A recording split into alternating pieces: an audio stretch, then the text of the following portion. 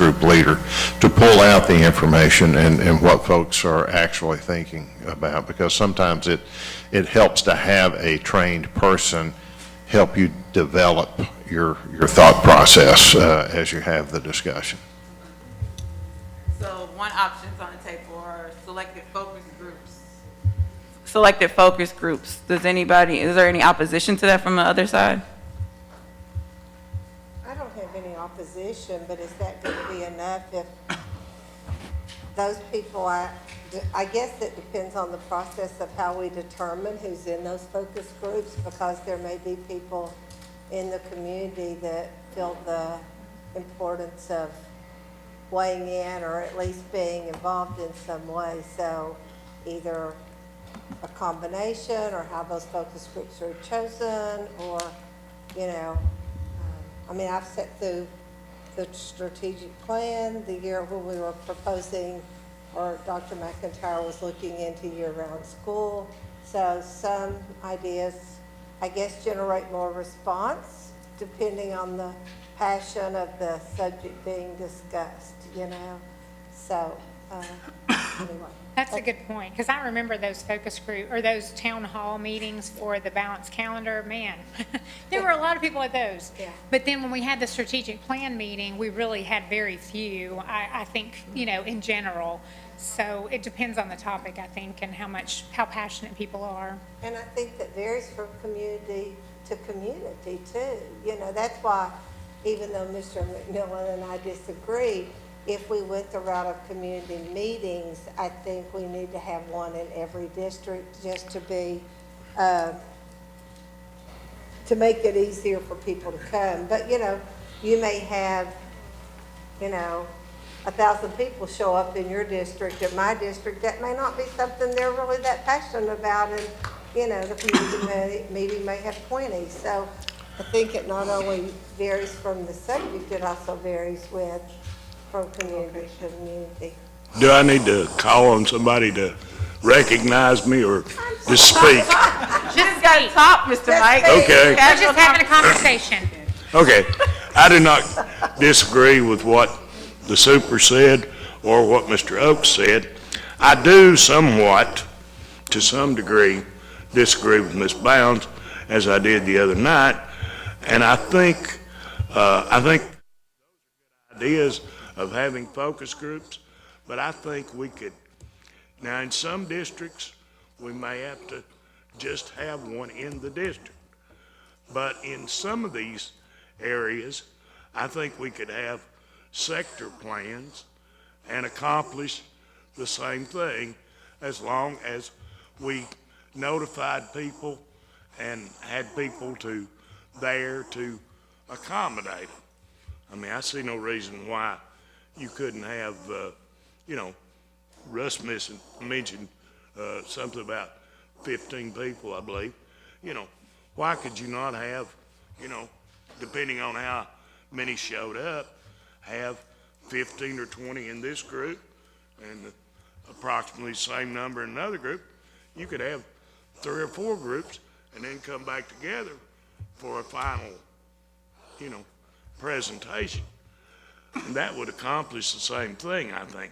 Now, there are certain areas where the district is totally different from one side to the other, and, you know, or it's extremely large. You might need to have something of that nature. But I think people that want to be involved, my experience over the years, people that want to be involved, now they're not going to drive from East Knox County to Farragut to speak on something, probably. But as long as it's a reasonable distance, you know, 5 to 7 or 8 miles, if that much. In most cases, it would be much less. I think you could accomplish the same thing, since time is of the essence. Thank you. So Mike, you're saying like have one have 4 different meetings kind of scattered around. Is that kind of? I'm saying you'd obviously have to have at least 4. You could have one Even though Ms. Bounds will probably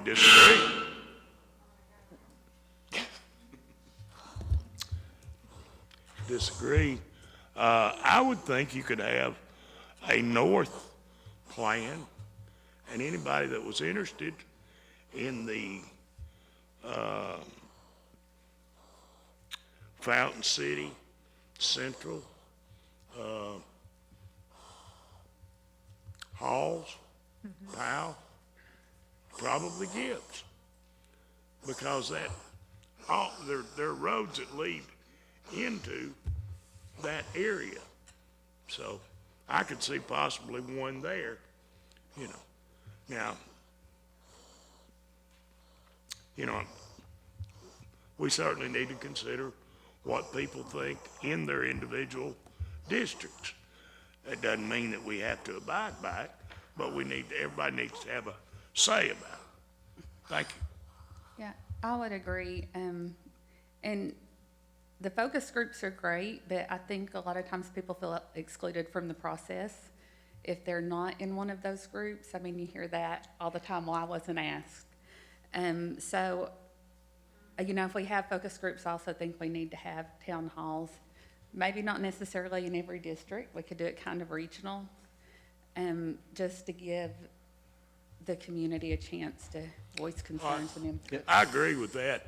I think it should be anybody in the community that wishes to come, and if they didn't want to be in a focus group, that would be fine. But I think we should have somebody there to, lead some type of discussion. If they had something to say, let them say it, no matter what it was. And that way, everybody would feel involved.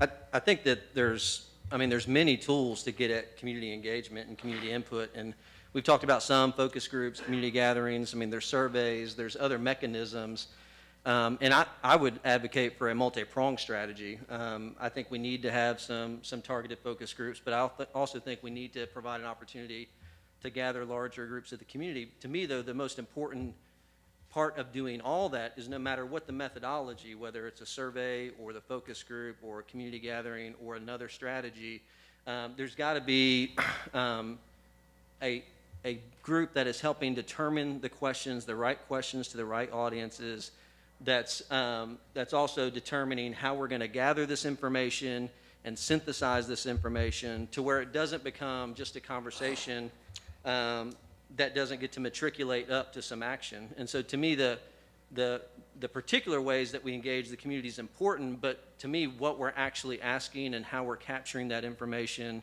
and how we're synthesizing that information is probably even more important. But I would advocate strongly for a multi-pronged approach that involves things like focus groups, community gatherings, certainly some surveys and some others, because part of that too is we know that some people aren't ever going to drive to a meeting because they might have limitations for driving to a meeting.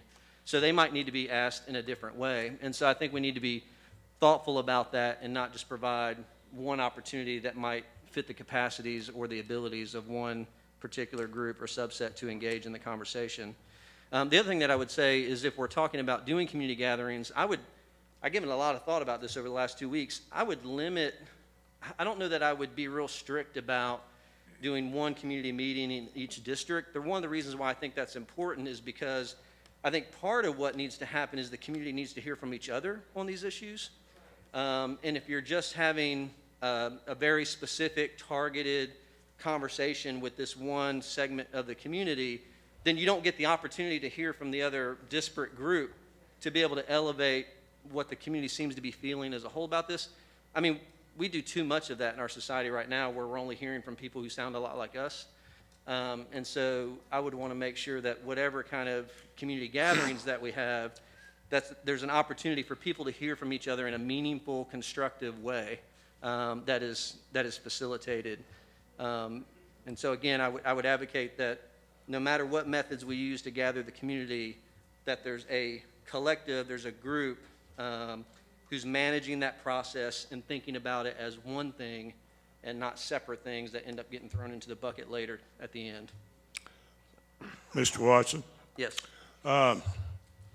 Could I ask you a couple of questions? Obviously, you've spent a great deal of time thinking about this. If you were going to have a community meeting, let's say we have the first one in your district area or whatever, where would you choose to have it, and how would you go about it? Yeah. I mean, I think a natural place for us to try to do them is in schools. We already have access to those facilities. I don't necessarily know if I have a particular school in mind, but instead of trying to do 9 separate individual ones, I think what I would do is try to do them. Driving and access is an issue, and so I think we do have to think about doing them regionally. So maybe there's 4 of them, that are spread Well, across. I asked you a specific question. I'm answering the question. Well, no, you're not, because I said, where would you have it? You said in school. That's Name an a answer. school. That's an answer to the question. Name a school that if you were gonna have one next week in your district, So in my district, I would probably do it at Bearden High School, but at Bearden High School, yeah. would that encompass the largest number, you think, of people in your district? Mike, I haven't studied where we can fit the most people. We're not there yet. What do you think? Thousands of people are gonna be there?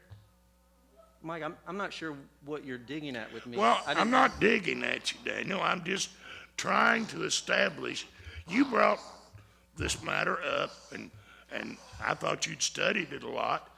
I'm trying to establish where and what you want to do. Mike, That's all I'm Mike, trying to do. Mike, I feel like I've answered your question. You would have it at Bearden, and how would you go about inviting people? What about people in other parts of the district, of your district? Mike, we're not here to determine how we're going to invite people. I'm not going to waste 30 minutes. You didn't like the plan that I put in my resolution. No, I okay? didn't. Right. So don't ask me to get to the specifics and the detail about that when we're not there yet. We're talking larger picture. Well, when do you think we're gonna get there? I'm pretty certain, Before Mike, the if end you of the keep day. asking questions like this, we're not going to get there.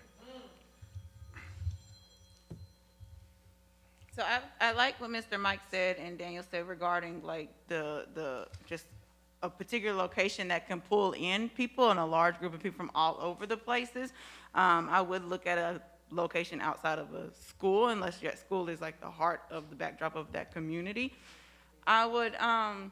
I think that there is, like Daniel said, a multi-pronged. So I have a really strong relationship with some school board members in New Orleans who are doing their strategic plan, and they created like a Google document of idea bank, so people can submit like ideas from just on like a Google form, and then also a Google document that collected people who would be interested in community forums.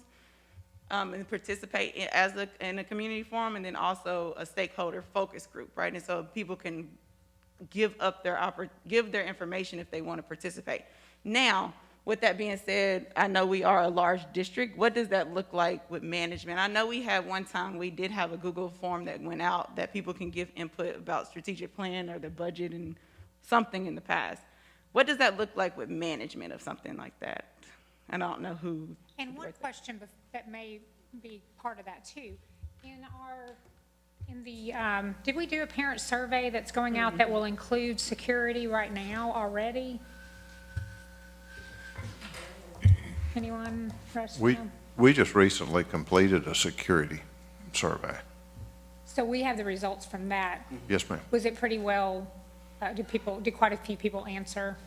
I want to say several thousand, Okay. across all of the demographic groups that we looked at, parents, school staff, community members, students. So we may be able to use that also. To drive the kind of focus on where we go. What was the question specifically? Or I know it was a whole bunch. There were a lot of them. Yeah, I know, sorry. What's the outcome that we're getting from that survey? The questions really were designed to ascertain the group's perception of security in the school system and whether it was meeting their needs as they perceive their needs. Okay. So do we have any results on that? I mean, what? We have, you know, and Chief Paducas and our research and evaluation team put the survey together and administered it, and we have, you know, the results that we can share with you. That's, you know, I don't know, Chief, if you want to get into it or not, I but, believe we shared those, haven't we? We did. We've seen, the I board's do received them. remember seeing it. yep. The report's out. So I'm thinking, this is just my thoughts, right, about how to do this process, because we are on a timeline, and when I'm thinking specifically, and I know we have 88 schools, right, but I'm thinking about what happened last semester and what I don't want to see come August when kids come back to school. And so we are kind of on a timeline, and I think we have to figure out a way to get community input and also move forward with the MOA that's in place and reevaluating the MOA. So what I'm thinking, feel free to, you know, add to this or push back on it, is that we do send out like an idea bank Google form type information and let people give their suggestions via an online platform of like, this is what I think represent my district, and we can have them identify what district they're from, and then answer, and it can just be open response, right?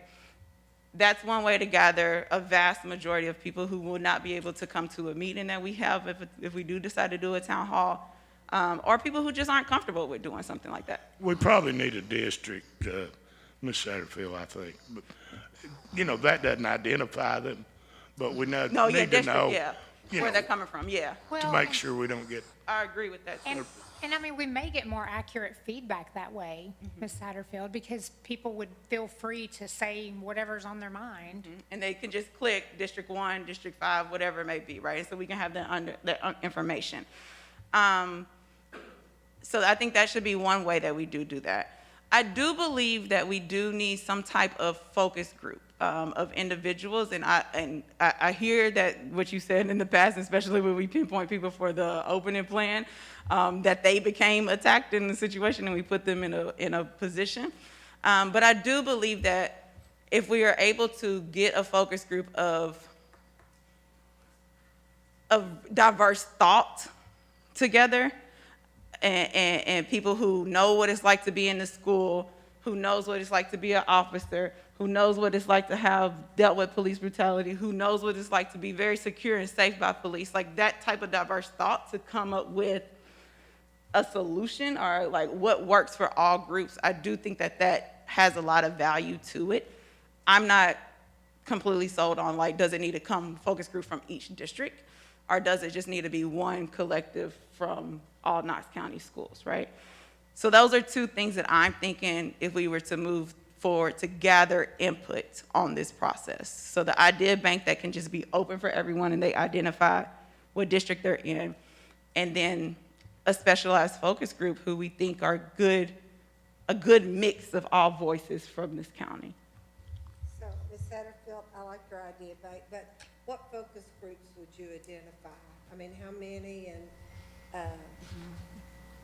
So what you're saying, I don't think it needs to be by district or regions, more by specific life experiences, like principals as a focus group. So who, have you thought through that? Who would you identify as focus group? I have identified people that, like, if we were to do it district specific, I have identified individuals that I would ask to serve on it, but I do think that I have like 5 or 6 people from all Okay, so different. you're just talking one focus group?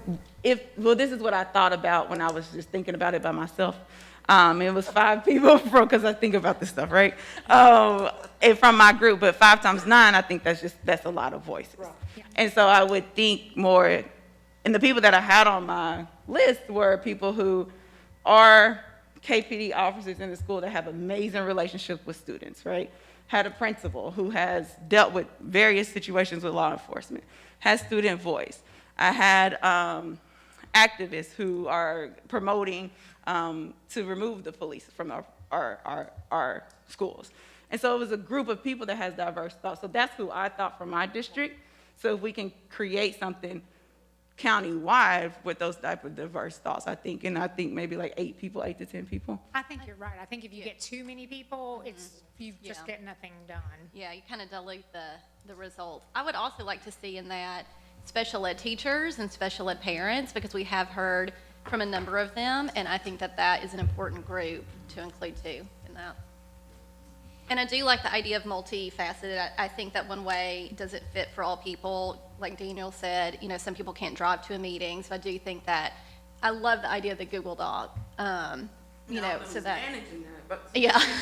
I love the idea. Who on your staff will read all those? I mean, they should, right? But who will, and do we have the capacity, Superintendent Thomas, to evaluate a survey of that capacity? Will we have like a staff member that will be able to do that? Yes, we'll find, I mean, Okay. we'll do it. Whatever the board determines we need to do, we'll work on it and get it done. Okay.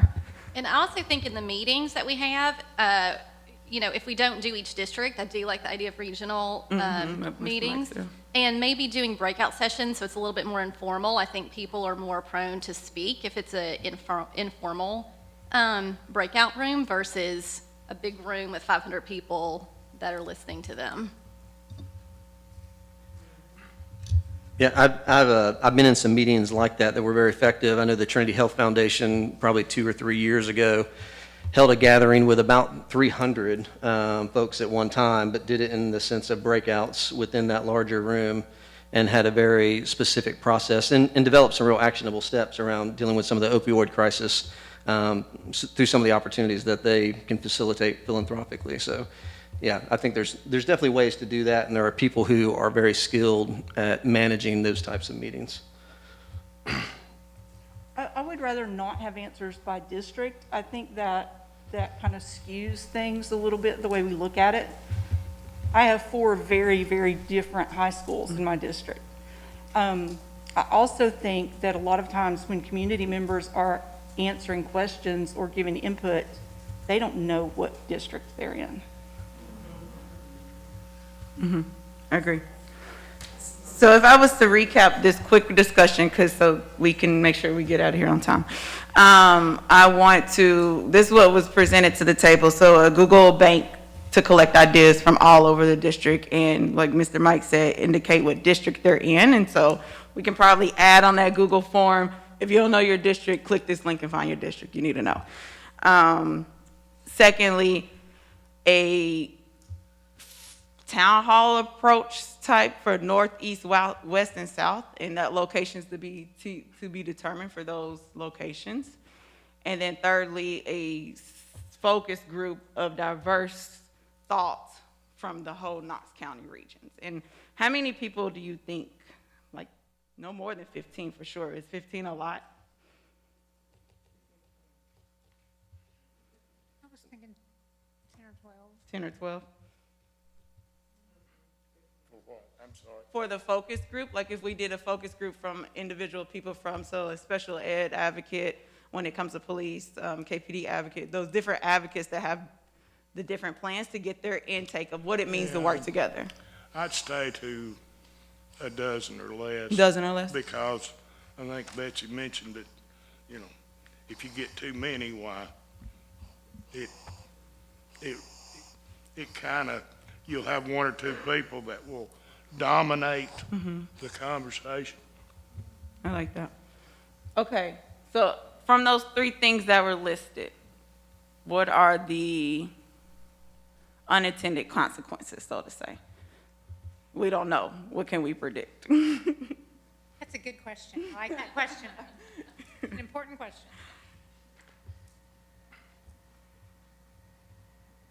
So the focus group, do you envision that being just a private meeting that is had so that people can speak freely in that meeting? I think, Gary, this is where you come in, but I also want to protect the people that we suggest, because we did see people be assaulted and Right. attacked when they Yeah. were they were asked to do us a favor. Right. So Gary, couldn't that be a private selection type thing, or what do you feel? So you're talking about a focus group that would be talking about ideas for a new MOA, correct? In my mind, it's like a focus group that could put an MOA together, and this is how it works from all entities, all sides. I think there's a little, and I think you might be going here too, Gary, is that that's typically not what a focus group is. That's more of Yeah, a that's task not force. what Okay, task force. Okay. Yeah, so a focus group would be More typically built ideas. around affinity. So you might have a Right. group of 10 people from the special needs population. Got you. No, that- I'm not talking about Right. that then. Okay, So, so yeah. I may be confused, because I was thinking you Yeah. were talking about more of ideas, but you're talking about like hands-on Yeah. paper, like words to paper MOA. About what would make sense and combine that, well, not necessarily that, right? But what would make sense from a group of diverse thoughts that are experienced in this, because who's experienced in this work and have had real life situations with what we're dealing with now, because their voices are going to be stronger than someone that doesn't have any experience with anything. And so that focus group, whatever that group, They would have access to this information that we're gathering Yes. from community yes. to help inform. There we So- go, so- Daniel, yes. So they're synthesizing and they're elevating the themes and the thoughts that we're that hearing came from the different community. stakeholder So groups. give that to them to say, how do you mold this into an MOA?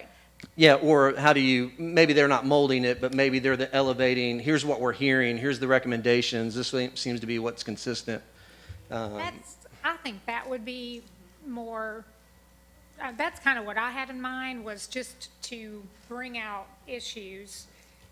I wasn't really thinking about it as like they would create the MOA, but just that they would gather more concrete ideas.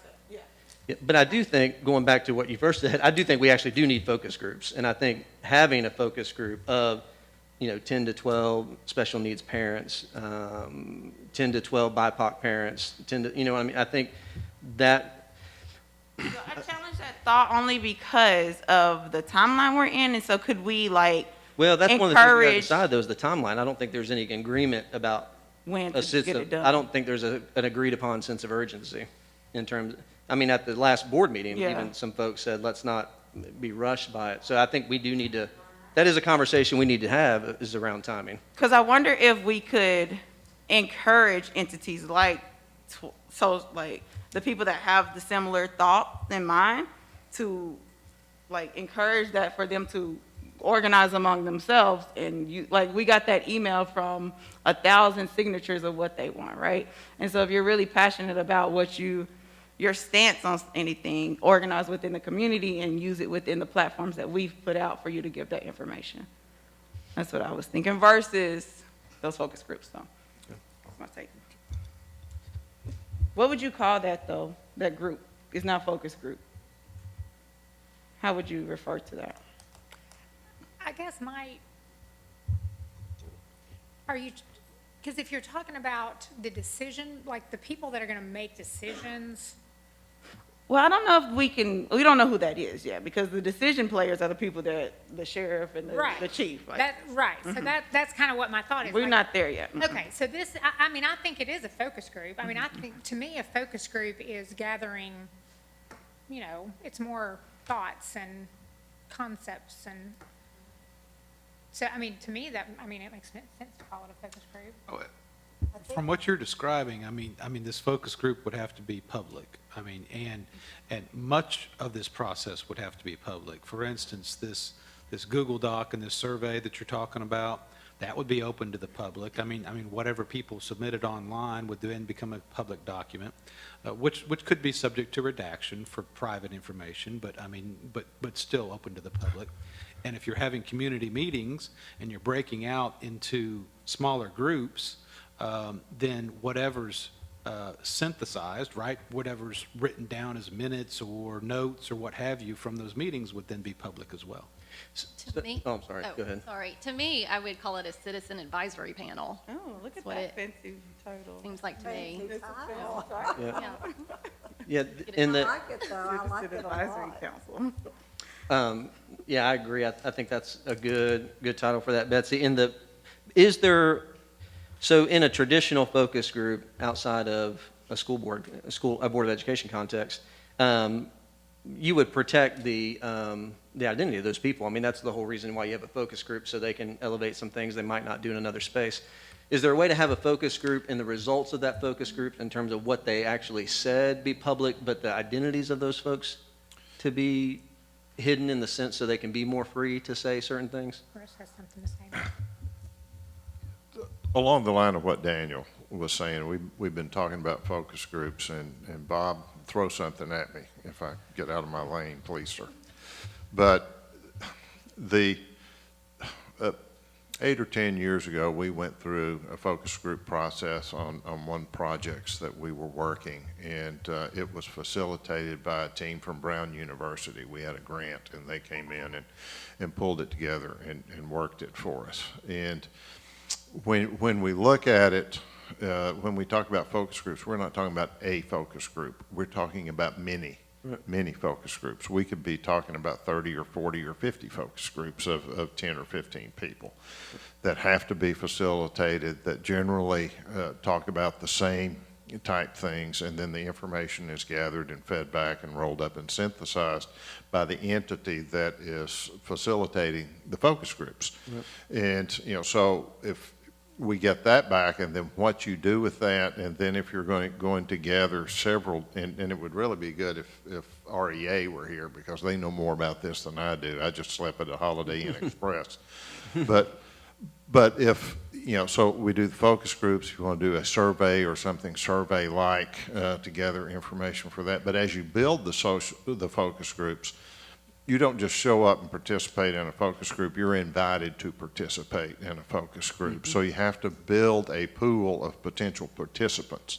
And then you can reach out and touch them and build your focus group based on what the background of those participants are and what you want to get out of that particular focus group. So really before you do the focus group, you would have to let folks, sort of sign up and say, hey, I'd like to be considered to participate in a focus group or something, and go through that and let them, so you've got some information on them and maybe what their concerns are, what their expertise is, and how they want to participate.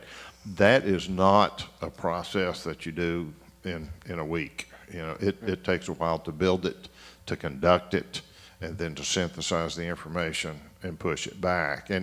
And when it comes to what do we do with that information, once we've got it, that tells us what the community's concerns are and tells us what the interests are, and maybe even has some information in there about specifically what they would like to see. I'm not volunteering for more work, but I really think that's a process that has to be led by our staff. Because, once we've got the input, then we have to sit down with our partners and talk with the sheriff's department, talk with the police department, talk with the district attorney's office and the city and the county if they have roles in that, and work through that process to get a document that we can provide back to the Board of Education for your consideration, and then, can get community feedback on that. So that's my thought process, and it is certainly, I think, more valuable to the organization if you can find somebody outside the organization to do it. And somebody that has no stake in what the outcome is. They just facilitate the information gathering process and feed it back to us. Yeah, I agree with that completely, Russ. I do think we need somebody on the outside, because as we were talking about today, right now we're just been talking about the community engagement process, but as you mentioned, there's also a collaborative government process where we're engaging different government entities all around the same problem. And I think we need to have a facilitator team who is skilled at that, who's done collaborative government work, and also involved and weaved in community engagement processes into that. And there's some good folks who are doing that type of work within Tennessee that are outside of Knox County. I'm sure there's good ones in Knox County too, but if we're thinking about getting somebody that's at an arm's length, there's certainly some good folks that can do that.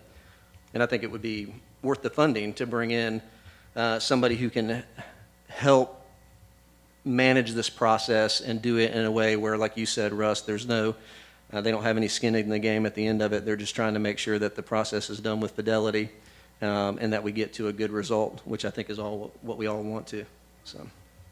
I have a question for Russ too. How long do you think that this process would last? Or should last? The short answer is, Yeah. I'm not sure. I can tell you, I don't think it's something that you can turn around on a dime. Yeah, because, Oh, for sure. And I think that kind of the concerns of mine are, this deadline we have of June 12th, it's summer. So I don't think you can have a lot of meaningful meetings in the summer months. And then with the timing of a new chief coming on as well, I think there's a lot. well, I think, and I've said that, I don't know if June 12th is the deadline. I Because don't we think that's still have a private. memorandum of agreement in Yeah. place. The other piece of that is we've got a new chief coming on. I would like to have the new chief on as to be a player in this process Absolutely, at some yeah. point, and I would like to have that person on board before Gus leaves us and Yeah, and no, I retires. agree. So, but I think it's a months-long process, Yeah. not a weeks-long Oh, I process. completely agree, because in my mind, when I think of all these pieces, I think, January, to be honest. Potentially, and I used to work for a boss who, when we would go at things, to have it done like that, he would look at us and say, guys, if you want it bad, you get it bad. And we want to make sure that we get a good product out of this. And, Yeah, yeah. if we're going to spend the time to do it, let's do it Absolutely. appropriately. And I think having a long-term developed program or plan. I agree with that the quick isn't the answer. I do think there's some quick things we can put in place for when school does come into, with the new administration and, the new chief of staff coming in. But as in the whole MOA, I do think we need to respect that. That's it, and the discussion that you're talking about some things that we could do, I think is an operational discussion that goes back to what Gary was talking about at the beginning, is that something we need to do, not in a public forum where we compromise those operational decisions. I agree. I want to catch Board Member Bab up real quick so she can know. Thank you, and I have to apologize. No. I'm very, very sorry that I'm late. We're good. This is, it's good, casual meeting. So we talked about just how the process, Gary made it clear that we are only talking about the process of gathering information about how to get community input. That's what we're talking about. We're not talking about what the outcome should be. We're just talking about the process. Great ideas have been shared. We talked about creating maybe a Google Doc for a bank idea to where you can just put it out in the a resource online that people can give their ideas of what they think schools should look like when it comes to school security. We talked about, Mr. Mike talked about making sure that we have the indication of what district they're from so we can hear voices from different districts. So the only identifier on there would be District 1, this is my idea. District 9, this is my idea. We then moved on to talk about potential town hall meetings. Not necessarily, we had a little discussion, do we do one in each district or do we do just 4 in each region? And really identifying that neutral location for each region. So north, south, east, and west, to where you can have diverse thought in the same building versus going, Board Member Owens mentioned that going to just one district, it might not capture, or somebody, I don't know, somebody. Daniel, it's important for your district to hear how my district feels, right? Or even in one district, you have various different thoughts. So just having 4 locations, north, east, west, south, versus 9 different locations.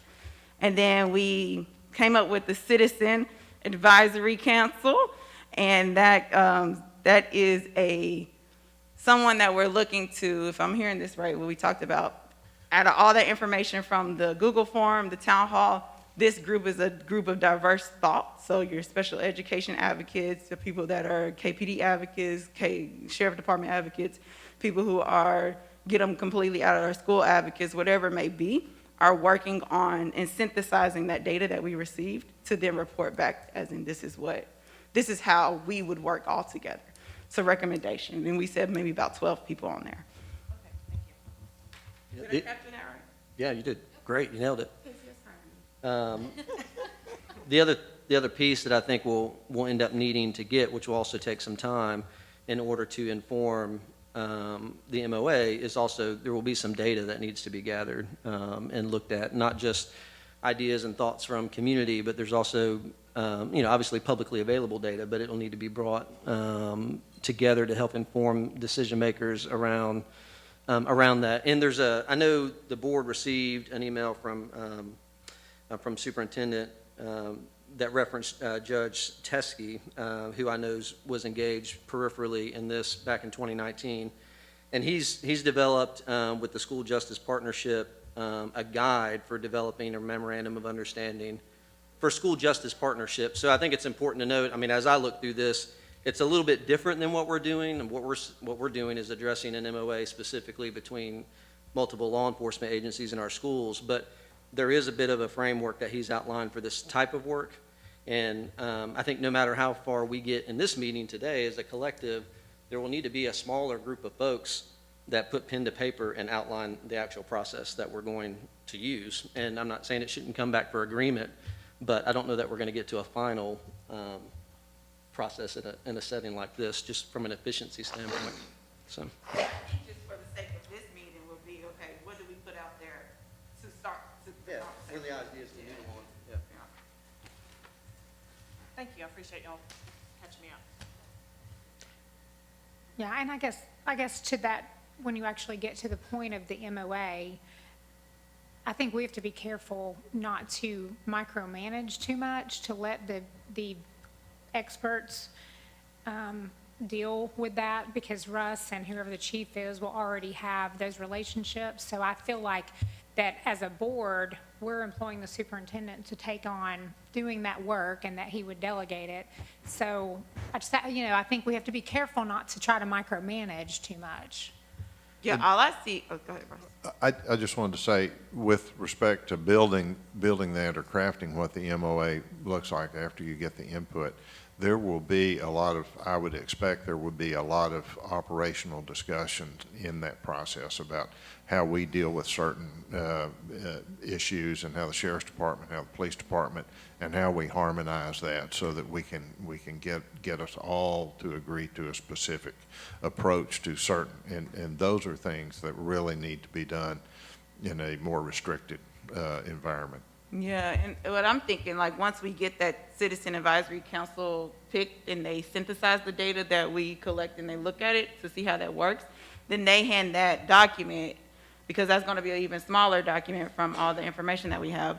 They hand that document over to the people that actually make the decision and put the MOA together. And the expectation that I think we as a board have to hold them to is that we see clear evidence that whatever the Citizen Advisory Council said needs to be in the MOA is in there, or there's a definite answer as to why that could not go in there. But if that Citizen Advisory Council is of that makeup of all players, it should be able to find something that could fit in the MOA. I don't think our role is to create the MOA. Our role is to support community voice, to make and ensure and set the expectation that that community voice is in the MOA. Mm-hmm. Yeah, and then there's other work that's been done fairly recently in the state of Tennessee that can help inform some of this too. In 2017, Bill Haslam commissioned the Joint Ad Hoc Tennessee Blue Ribbon Task Force on Juvenile Justice. And there's a ton of research, evidence-based, data-driven recommendations for this type of work in that report too. So there's lots of sources that I think we can pull from to get to a good MOA. Can I ask a question? Since y'all talked about the citizen advisory group, did we figure out how we would get people for it? Because, I just know when we did the reopening plan, there was so much controversy, and I felt sorry for the person that I nominated, because I didn't mean to put them through being harassed because they volunteered to do something. Yeah, we talked about that. We talked about, could it be a private situation? And Gary told us no. So there's that. But Russ mentioned that they worked with groups in the past of how to collect these citizen advisory council who will be interested on that. And it has a lot of different pillars of identifications of what side, what community you are, what your ethnicity, what's your background, et cetera. That's going to take a longer process. My recommendation is to Come on, tell me. yeah, no, I have one. In my mind, it's right. But if my recommendation is to, be completely honest and transparent and say, hey, I value your voice in our community. I really want you to serve on the Citizen Advisory Council. What comes with that? You might be ridiculed, you will get harassed, you will have this situation. But if you can get through the process, I still value your voice, and I want your voice to represent this district, or whoever it may be. It might be 2 or 3 people from the same district, because we recommended 12 people on that council, so. And do we see a process for people self-nominating themselves for it? That could be an option, I don't know. I wouldn't want to nominate anybody for it. Who If would you want to can't do get that? somebody to nominate you, we don't want you, I don't think. Yeah. You know. Yes. Well, I know personally, I'm very, I have a narrow view of who I know, and actually I got an email, probably we all got an email from someone who seemed very tied in with, law enforcement. I'd never heard of this person before, but they sound like somebody that might nominate themselves in sort of a role that, so that was more the reason I was thinking about people that self-nominate themselves, that they sort of feel like they've got some expertise or something they could bring to the table, but they might not know the 9 of us. Still, they would have somebody, a friend or Yeah. somebody that would recommend. Yeah, okay, yeah, If okay. they're that. Yeah, I see what you're saying, like somebody else could nominate them. Yeah. So that could be. I just didn't want it to be all us, because literally my knowledge of who to put on there would be very narrow. Yeah, that's true. That could be one of, if we do take the Google Doc approach to get the idea, that can be a form to say, are you interested in serving on this Citizen Advisory Council? And then those parameters that we create of who we want that, so I think more importantly right now should be the conversation of who are those 12 people? Not the person, not Susan, but what do they represent for that council? Yeah, what's the level of expertise? And then we can label that and get the Google. I don't know how that works, and someone that has done this process can understand the holes that might exist throughout that. I'm sure there are some, but that's what I'm thinking.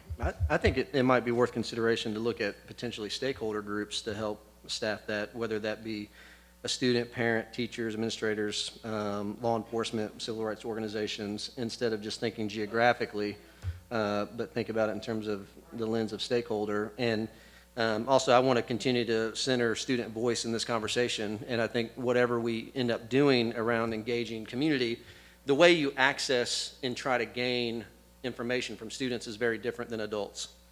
And so I think we need to be really intentional about how we try to the strategy in which we try to engage and hear from students in this process, because it will look different than a town hall meeting where, adults are used to that format where students might not be. So. Yeah, I completely agree with that. I think that we need to engage community, adult members of the community, but also students at middle school and high school level.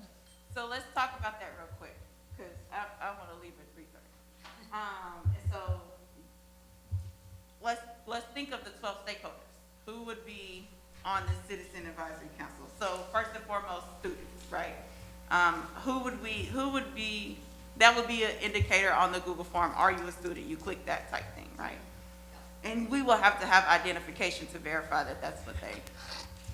And I totally want to hear from student voices, but I don't think one student is going to be very representative of Knox County, because I do think we all realize, we represent such different areas of town, and what is going on in our schools is very different. I think what has happened in East Knoxville and Austin East, there is a voice that needs to be heard from students, but then I think that's probably a very different student voice you would hear from out in Farragut or Powell or South Doyle, so that's where I sort of. It's almost as if student groups need to be its own entity. That's what I was thinking. Go ahead, Ms. Owen. I'm sorry, I was going to say, I think what we're talking about right now is more focus group. And the citizen advisory group that you're talking about is more of an oversight committee. So, you know, it depends on what we want from those. For feedback, I think that's going to come more readily from focus groups. And you could have focus groups of, you know, a huge number of students if you wanted to. Or you could have representatives from each school, or you could have representatives from several areas. There could be several student focus groups. There could be a principal focus group. It could be a lot like the discipline plan that was created. And then the citizen committee to ensure that the information that is put out is the information that was brought in. So who, yes, and who would you say, who are those, if we were stick with the number 12, who are those individuals on the Citizen Advisory Council? I mean, I'll throw out some ideas because I think people tend to filter information through their own lens. I mean, they're going to tend to elevate the things they hear from community, you know, through their own lens perspective. So I definitely think we have to have a parent representation. I mean, of course, a parent's going to have a job and all that kind of stuff, but I think specifically parents, I think we need to have teacher representation on that, administrators. I think we need to have somebody from the special needs community on that, civil rights organizations. I mean, those are at least 5 that I think we need to make, or 6 that we're considering. Awesome. Ms. Satterfield, if I may. So, and I may be able to just clarify and shed a little bit of light on this. I think what you all are talking about right now is the public in general and gathering information and then synthesizing it and getting it ready to at some point adopt into a plan. But the same law that I referenced earlier, the SAVE Act, the state law, it also talks about part of the process, and it says that once you get to the point where you're talking about more specifics and more of exactly what you want in the plan, the director of schools has the duty to appoint a school safety team for the district, and that shall include, but not be limited to, representatives of the school board, representatives of student, teacher, and administrator and parent organizations, and school personnel, including school safety personnel. So that law says that those people have to be included in that particular team, but others could be included as well. So it's almost as if we're not at that point yet, because that does seem like something that can fall under superintendent's directive to kind of organize that group. We have ideas, but, okay, no. Yeah, I think definitely the superintendent nominating them. I think the sooner that they are identified, the better in that they can decide how to be engaged in the rest of the process, whether or not they want to attend a meeting or, you know what I'm saying? Not that they would be in every focus group, but instead of just coming on the back end and not having paid attention to what's been happening, that they're cued into, oh, I'm going to be paying attention to what else is happening over the next few months because at some point I'm going to be activated. Yeah, that's true.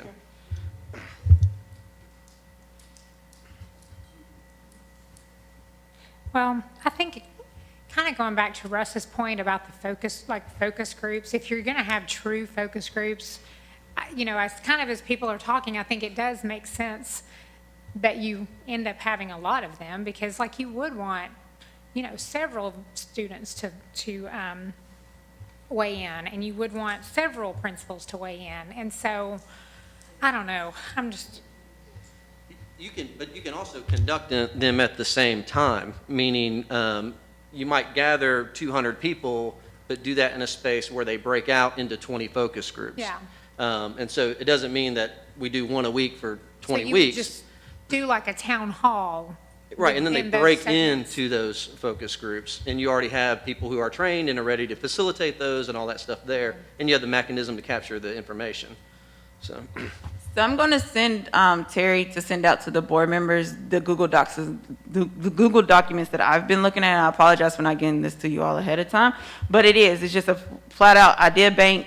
Then it's the community forum. They held virtual community forums, and there's identifiers of who you are and what you represent.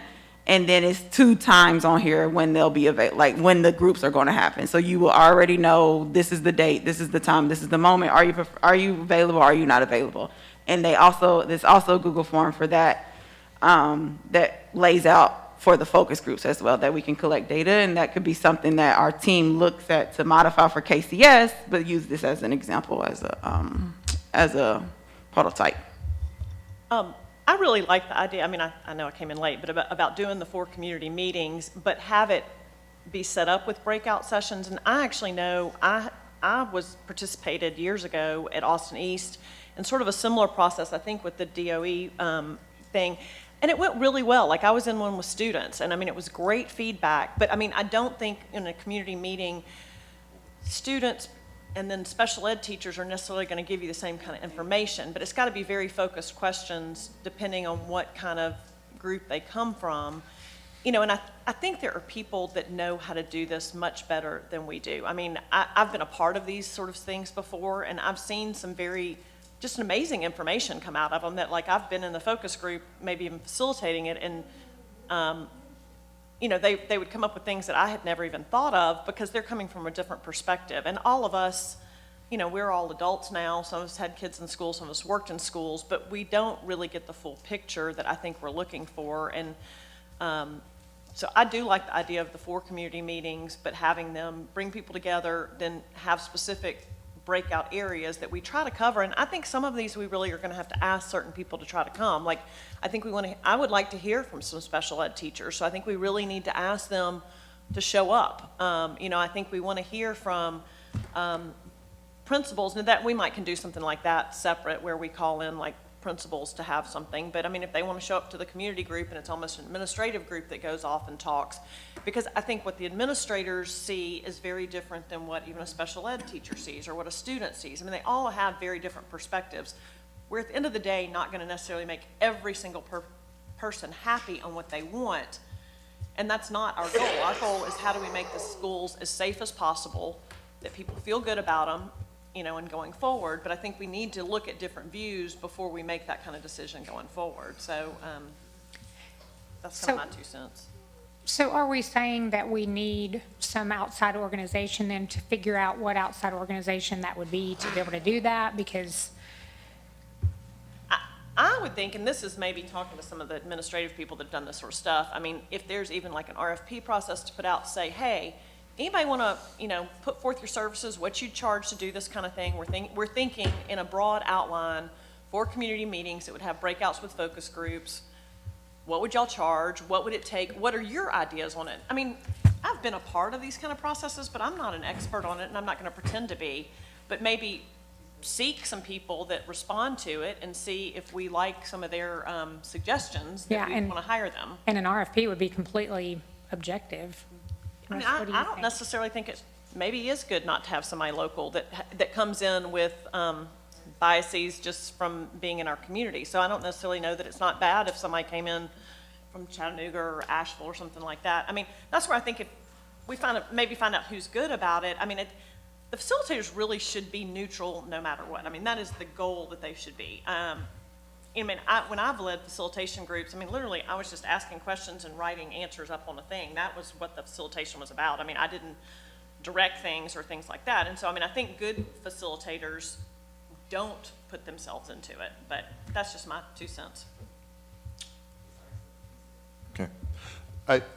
Just one thing, and this is not speaking against the larger group and breakout sessions, but when I think about a focus group is not a breakout session.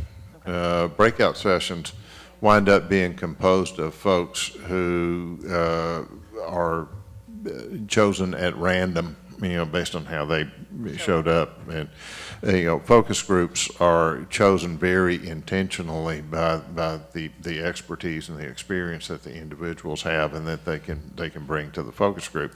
And I think Mr. Watson is right. You can have a lot of focus groups at the same time. They don't even have to be in the same location. You can spread them out around the county. Your limiting factor is going to be how many trained facilitators whoever's doing it has available to them over a given time. time period. So you could do it, in a couple of weeks, or you could do it over a month, and you could do, 30, 40, 50 of them. It just depends on what your staffing limitation is. And going back to the RFP piece, understand that if we go through procurement then that is putting a timeline on that where it takes, the RFP has to be on the street a certain amount of time, then it has to come to the board and be approved, and it's a contract too, so it'll have to go across the street. So you're looking at a 3-month process to identify that group. And I'm not saying that's not the way to do it. I'm just saying be aware that that's what it'll take. Could the board empower the superintendent to identify and hire somebody for this work, or does it have to go through procurement and RFP? Yeah, I guess y'all talk to us a little bit about that process. I mean, I don't really want to wait 3 months to have to do something. I think that is, I think there needs to be organization. I think there needs to be thought, and I appreciate what you brought to it, and I agree about what you say about really trying to get the right people that we're hearing from. But I don't know what we're able to do as far as doing this. Yeah, and I really like the idea that Ms. Babb, for somebody else coming in and doing and working with us and it being more objective and the transparency and all that's involved. So I think that's a great idea. I don't know, got Gary here and talking about the purchasing process. So is there a way for this to be some type of a professional service, or maybe that could cut down on the timeline? So Thank you, Mr. Thomas. Yeah, that's what I was going to say, was that although you can always go the RFP route, and the RFP is a very, very excellent, very tried and true way to go, since this is a professional service, the board and the superintendent can, elicit some, some bids and some estimates, and try to, I would recommend at least 3 or more to try and find, somebody who's not biased and, can give the best service. So yes, that is a possibility.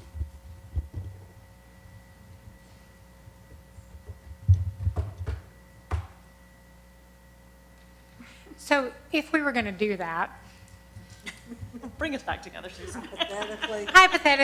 hypothetically speaking, if we were going to do that, it makes sense. I mean, does it make sense, I should say, because I don't know what the answer is, but does it make sense to figure out who that is, and then, because we would need them to be involved in whatever town halls we do, we would have to really identify that person or group first, and then come up with a timeline, a schedule for 4 different town halls, and actually use their expertise to figure out, do we do big town hall, then do we do the breakouts, whatever, see what they would suggest.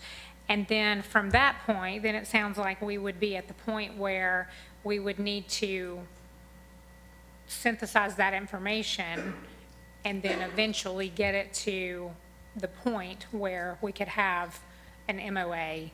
So, to me, it sounds like this is going to be a process. It's not going to be very quick. No, like we talked about, it doesn't need to be quick. Okay. Because this is something that is a relationship from 3 totally different entities that operate completely different, and we need to get, from my perspective, we need to get it right this time while we're doing it. And I say it wasn't right when it was first done, but a lot has changed since then. And so this is just a new opportunity to gather that input for when it was first created, 8 years ago. Yeah, and just a technical question, Gary.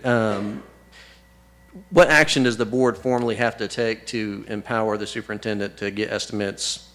I mean, does he have to bring back somebody and say, hey, do you approve this person? I mean, what? He could go ahead and gather the estimates and, put together, an information booklet and whatnot. Right. But then he would have to bring back to the board what the final contract, what he's recommending. Right, yeah, we'd have to approve the final contract and dollar amount and the whole thing, yep. I personally really think that's a great suggestion to our superintendent. Let him try to gather some information or even bids for people that would want to do this kind of service, because I don't want to go too far down the road of us telling them the best way to do this when, I don't think any of the 9 of us are that's not any of our expertise. And then we're kind of spending a lot of time spinning our wheels to then have somebody go, really, there's a much better way, there's a more efficient way. And I think that there are people out there that can probably have some really good recommendations for us on how to do the process of this. And they can own the process versus taking from our fully dedicated staff that has a lot of other stuff going on. They can own that process of getting the community inputs and work with KCS exec team to go through our channels, but they are the consultants doing the work. So, yeah, I like that. And while that might be a 3-month process, I think that that probably is the most neutral approach.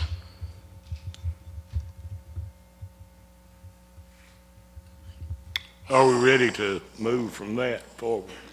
I've got a couple of things that I want to mention, and maybe we're not ready to talk about this based on what Mr. Dupler said. I don't know if not, why. Although the KPD is mentioned on the sheet here, do we have any idea, I guess, Bob, you would be the person to answer. Do we have any idea whether the mayor has decided that KPD will participate in the future, or when, or what, or just some general idea? Yes, sir. Thank you, Mr. McMillan. I talked with Mayor Kincannon this morning, and again, depending on what this board wants, she assured me that she would work with us. So, you know, if it takes more time, specifically, we talked about, I said, what if we're in this review process and we don't have an agreement and school starts? And she assured me that she would work with, what the board wants, that she would work with us to make sure that happens in the interim period. So, you know. Okay, that's very, very good to hear. You know, I don't know exactly what we want to do, you know, but I will say this as one board member, since we're talking about law enforcement. I will not, personally, as a board member, I will not support any agreement that does not involve either a sheriff's department deputy or a KPD officer in the given schools. And also, if you have those, you will have firearms that are visible. And I support that. Now, if it's intimidating to some people, I'm sorry, you know, and I might be voted down on something like that. But we're here talking about saving people's lives. I'm more worried about that than I am about whether they're intimidated when they're 14 or 15 or 16 years old. Okay. Now, the other thing I wanted to mention, and I guess we might not even be able to talk about this. I don't know. It might be cost prohibitive. It was sort of mentioned, Daniel sort of mentioned it there at the front end when he was talking about that money that would be available. Mr. McPherson, is there, in your opinion, is there money available that we could do metal walk-through detectors where the board deemed it necessary, or not? I'm not talking about us. I'm talking about outside money. I'm not talking about us putting it in our budget per se, but is there money that we could qualify for, federal money or state money, either one? Probably be more federal money that would be available for us to get some walk-through metal detector. Thank you, Mr. McMillan. With respect to, and I want to make sure I understand your question. So with respect to if what emerges from this process if some decision were made to put metal detectors in all schools or certain schools, and so, what was that? I just want to make sure I understand the question. So you're saying it, whatever recommendations or maybe that results from the MOA, what particular funds might be available? I would answer it this way. We would just have to research the types of grants that might be available. We could potentially utilize fund balance reserves on what that, if there are recommendations that are not in the budget, obviously it would depend on the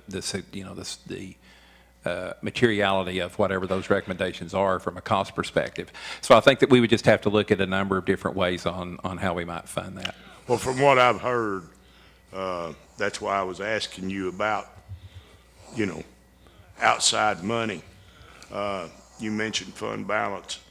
From what I have heard, it would be cost prohibitive for us to do it out of fund balance. Now, I don't know that much about it, but. Well, again, I think it would depend, just from my perspective, I think it would depend on what kind of, recommendations that might emerge from this. I don't really have any idea at this point what could potentially come out of it or what would need to be implemented that may not be budgeted. I know we have we hope and expect that by year end we will have a very healthy fund balance reserve. And I think that could give us plenty of options, obviously. But there could be a number of different ways to fund any certain recommendations that may come. I just think we'd have to look at all of those and grants being included. Russ, go ahead. I just wanted to say, we're sort of skirting along the edge of talking about operational issues when we're talking about metal detectors and their employment and how and where they might get employed. And until some analysis is done that comes back and says, based on what our environment is, we feel it's necessary to put in metal detectors, we can't come back and say what the cost of that is. And right now we have, all of our officers are equipped with wands, and we have many of those, and those are metal detectors.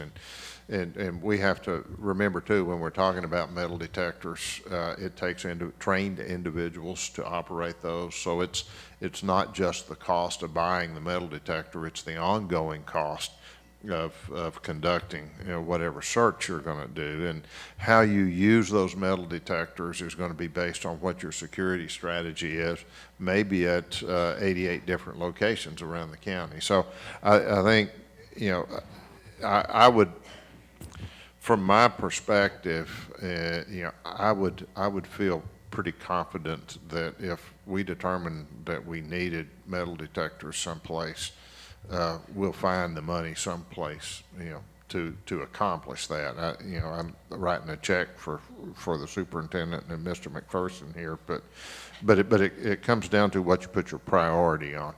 Well, I understand, and I appreciate your comments, Russ, but I didn't know whether we should talk about it, or I just thought I would throw it out there and see.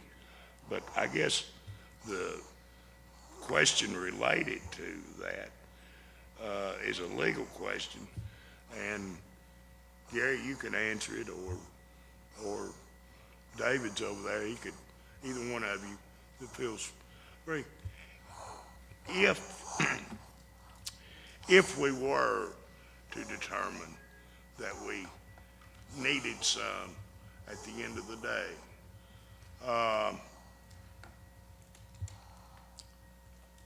could we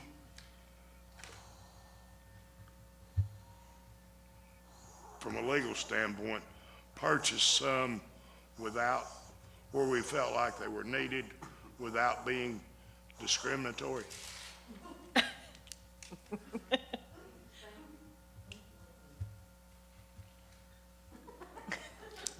I'm not sure what you mean by. Well, I mean, if we determine there's, I'll just give you an example.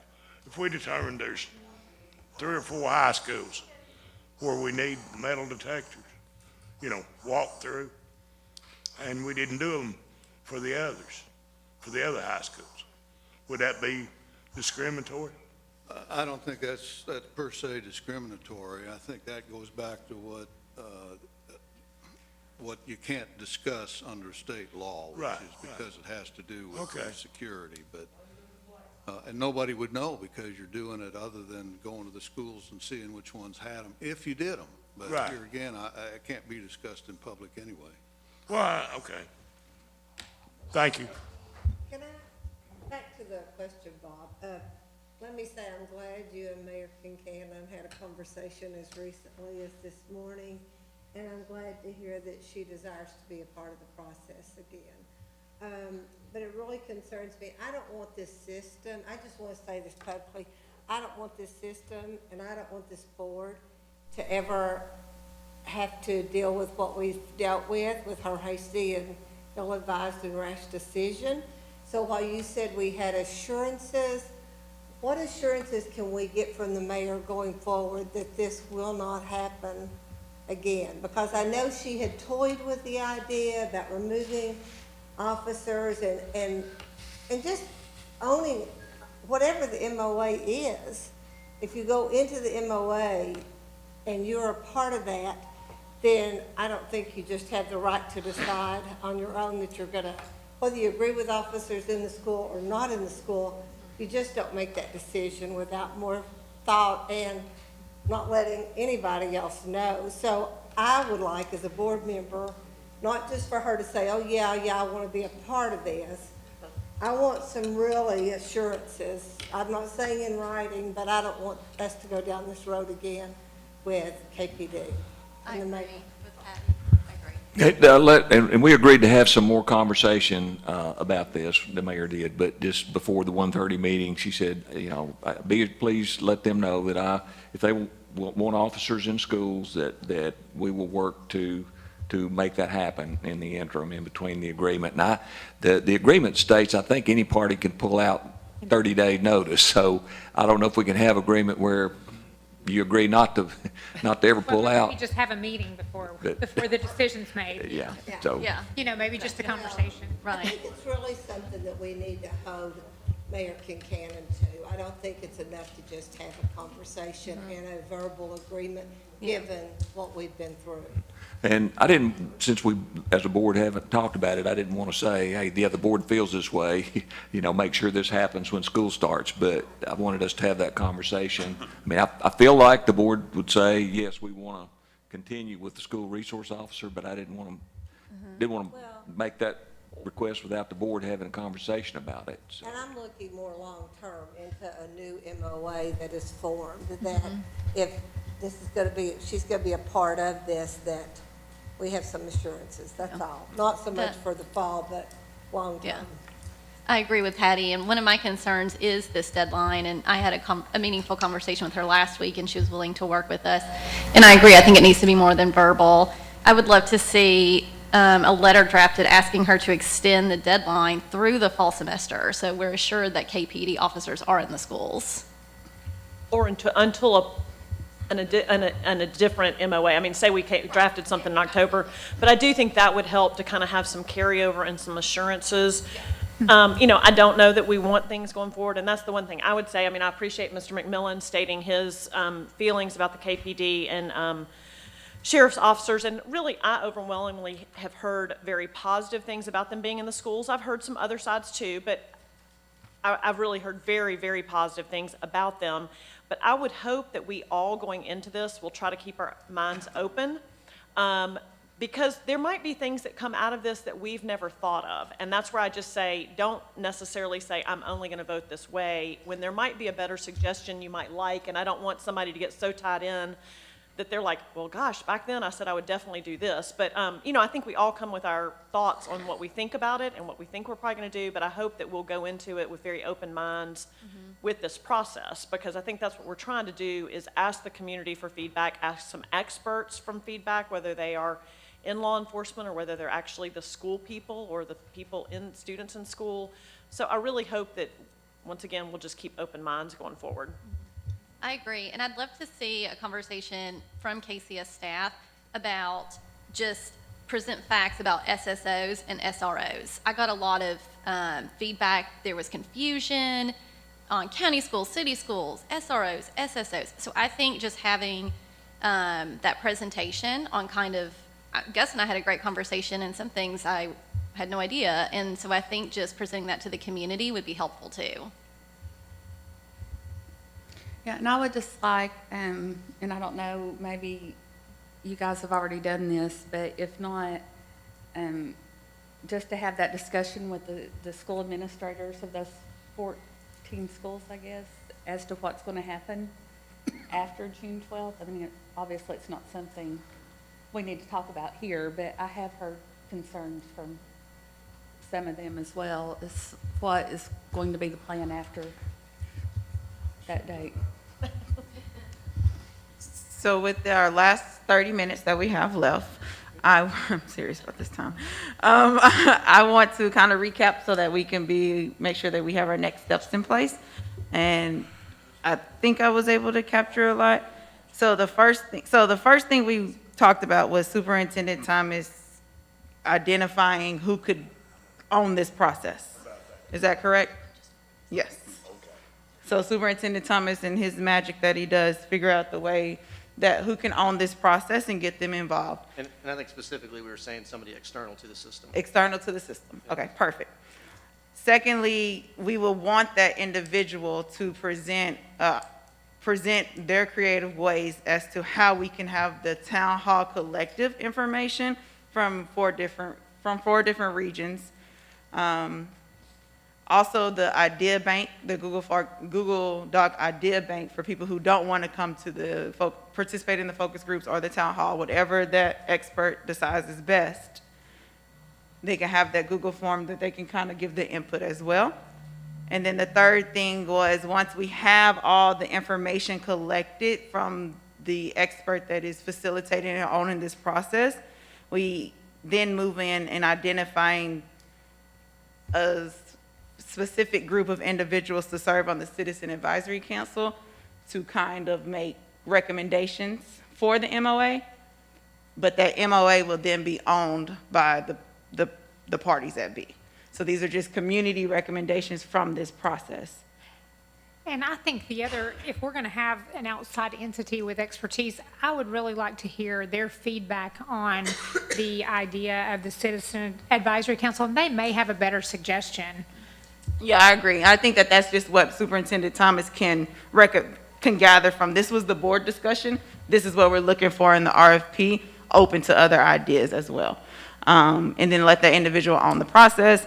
And then when all that is done, then it's going to be the partners at hand, the sheriff, the chief, the superintendent, school security, to say, okay, we heard from the community, this is what it is, and this is how it aligns to how we operate from our entities. Again, this Board of Education holding the expectation that there's clear evidence that what was gathered from that process is in the MOA. And even if it's not 1 + 1 = 2, we got to get close enough to it. We need at least a 1.8. Yeah, we didn't yet say this, but I think it's also important. I mean, we talked about that this is going to take some time to do this process, and I think it's important that we think about how does the board get reported back to on the process over time. So it's not the process gets kicked off, and then 5 months later we hear, oh, here's the result, right? So how are we updated on it and how it's progressing over time? So. And I want to say, too, I appreciate the board coming together. I know that I elevated this issue through the resolution, and I appreciate everybody coming in good faith to the table to help outline a path forward. And I also want to say that it's really incumbent and important on us. I know all of us were elected as nonpartisan officials to the school board, and I think that's a really important facet of the Board of Education. And don't get me wrong, I know in our own circles and our own lives that some of us are more partisan around certain issues than others. But when we come to this table, we come in good faith and say that we're going to operate in a nonpartisan way. So I think it's really important for us to help control the narrative, like Ms. Bab was saying, is that when we come, that we're coming with an open mind, and also that we don't feed into the false narrative that this process is about whether or not you like law enforcement or not. That's not what this process is about. And we're the conveyors of that to a large extent. It's our responsibility to help control that narrative. And so I think that's an important thing for us to do. So thank you all for coming to the table. I would like to also, if Russ, if you don't mind, just for community information, because the first step would be Superintendent Thomas identifying the experts who own this process. So there's no decisions being made yet. There's no citizen council advisory elected yet. So hold off on the emails. But Russ, if you don't mind, could you tell us the breakdown of how many security officers we have from our end, KPD, like just that number breakdown so people can understand all the parties that are involved? Oh, Gus, I'm sorry, yeah. Thank you. Yes, ma'am. The school security division, our authorized strength is 105. And I didn't count this morning, but we're probably at about 90. And starting June 1st, we'll have a recruit school of at least 11, possibly 12. So that'll go on top of the 90. So we should have, when we start school in the fall, about 102 or so, given whatever surprises unfold during the summer in terms of retirements and those type issues. But And those, what's their title? SSOs, they are school security officers, and they are school employees. They work for the school system. And then KPD deploys 14 SROs in the schools, and the sheriff's office deploys approximately 26. And both of those groups have supervisors attached to those units as well. KPD certainly has a sergeant that supervises the SROs, and I think the sheriff's office has 6 supervisors that supervise their SROs, but they have other duties as well. So we're only really, given the numbers that you just said, we only have like 40 law enforcement individuals, like KPD or Sheriff's Department combined, total of 40. Correct, yes, ma'am. So most of our school security are SSOs that is in-house within Knox County schools. Yes, ma'am. Our staffing plan is to put an SSO in every single school, and then there's a little bit of a difference between how KPD and the Sheriff's Office staffs and some of their deployment strategies, but our plan calls for an SSO in every school if our staffing numbers allow. Very good, thank you. Okay. I just wanted to say too, don't be misled by the numbers, because it is very much a joint effort between us and the police department and the sheriff's department at 6 o'clock every morning to make sure that we've got an officer on every campus. And quite frankly, our supervisory structure for our officers leans heavily on us having a sheriff's deputy or a police officer on each campus, because it allows our sergeants the opportunity to leave the campus they're assigned to, because we've got another officer there, and then go and take care of their supervisory duties with their subordinate officers.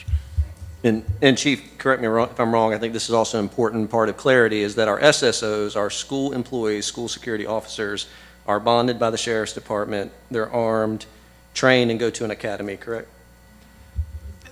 That is correct. The academy they go to is an academy that we conduct. Now, we get some assistance from KPD and the Sheriff's Office in terms of instructors, but we conduct it, and a lot of the instructors are now Knox County School Security Division instructors. And that's 10 weeks long, is that correct? It's between 9 and 10 weeks. What we'll do, typically, we've gone to a summertime hiring schedule, and so generally the Tuesday after Memorial Day, which this year is June 1st, we'll start our recruit school, and it will pretty much run right up into the time that our workforce returns to school for the week before school starts back, and they'll train 4 additional days, and then we'll start in the schools on Friday, and then the first half day, I think, is the following Monday. But yes, ma'am, around 9 weeks, just depending on how the calendar falls. any additional information that you feel is necessary for the public to know as we continue to go through this process?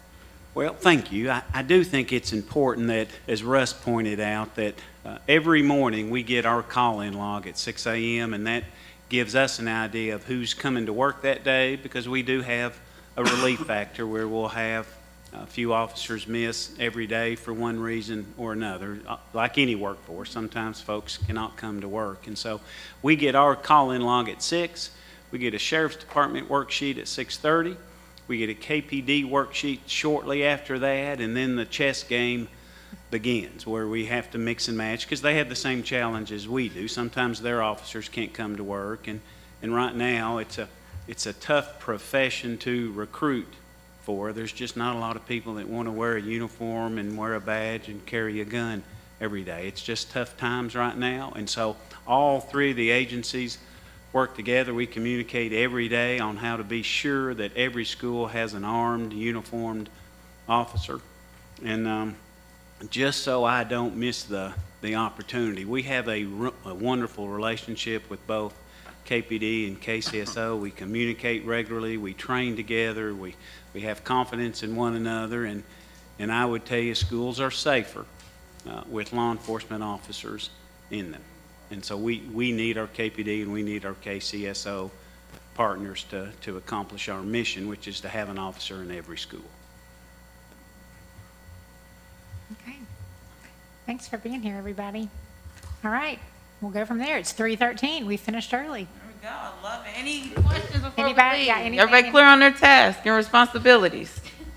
All right. All right, thank y'all.